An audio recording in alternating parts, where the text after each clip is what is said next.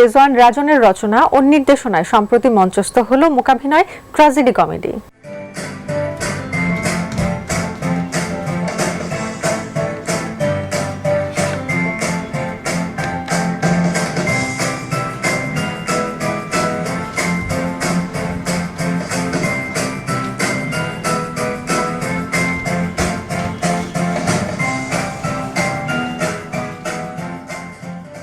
December রবিবার সন্ধ্যায় বাংলাদেশ শিল্পকলা একাডেমির স্টুডিও থিয়েটার হলে অনুষ্ঠিতব্য প্যান্টোমাইম মুভমেন্টের এই প্রযোজনায় 3টি স্কেচ মাইম প্রদর্শিত হয়। গল্পগুলো হল বুড়ো জাদুকরের গপ্প, মিঠুর কুত্তা টাইগার ও এই শহরে লালচান।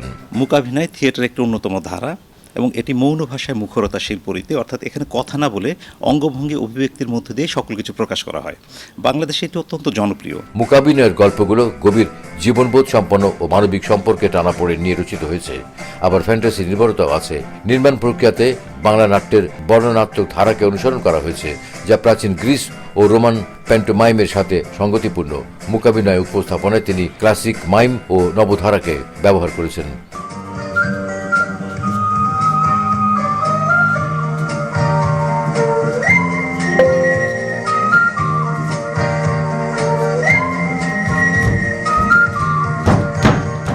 এই প্রযোজনার প্রথমে গল্পটি ভারতের বিখ্যাত নট ও মূকাভিনয় শিল্পী অঞ্জন দেবের গল্প ভাবনা, দ্বিতীয় গল্পটি কিংবদন্তিতুল্য অগ্রজ মূকাভিনয় শিল্পী পদ্মশ্রী নিরঞ্জন গোস্বামীর গল্প ভাবনা ও তৃতীয় গল্পটি রিজওয়ান নিজে রচনা করেছেন।